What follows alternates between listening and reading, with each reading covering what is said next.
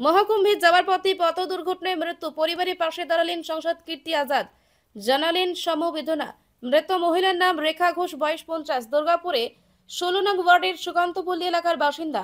জানা গেছে 4 দিন আগে দুর্গাপুরের সুকান্তপল্লী এলাকা থেকে 4 চাকার গাড়িতে করে পরিবারের সঙ্গে প্রয়াগরাজে যাচ্ছিলেন রেখা দেবী। বিহারে পথ দুর্ঘটনার কবলে পড়ে গাড়িতে থাকা রেখা দেবীর মৃত্যু হয়। অল্প বিস্তর আহত হন পরিবারের সদস্যরাও। তারপরে ময়না তদন্তের পর শনিবার দেহ নিয়ে আসা হয়। সোমবার সকালে রেখা দেবীর পরিবারকে সমবেদনা জানাতে পৌঁছলেন বর্ধমান দুর্গাপুর সাংসদ কীর্তি আজাদ। সঙ্গে ছিলেন 2 নম্বর ব্লক তৃণমূল সভাপতি উজ্জ্বল মুখোপাধ্যায় সহ তৃণমূল কর্মী সমর্থকেরা। সাংসদ কীর্তি আজাদ রেখা দেবীর পরিবারের পাশে থাকার আশ্বাস দেন। সরকারের কাছে যাতে সাহায্য পান রেখা দেবীর পরিবার সেই ব্যবস্থা করার আশ্বাস।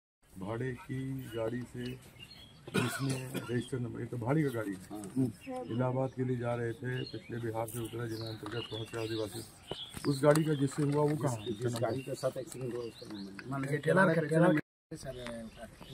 चलिए इसको रखिए, इसको लिखेंगे। তুমি কোথায় কথা কি করো? যাক, ঠিক আছে ঠিক আছে, তুমি ঠিক আছে দেখিয়ে করে নিয়ে रोगी कल्याण समिति। এটা তো ডবল মিস করো। এখানে যাও, এখানে नहीं नहीं वो FIR ফায়ার করেছি সেখানে পুলিশ का एफआईआर का FIR नंबर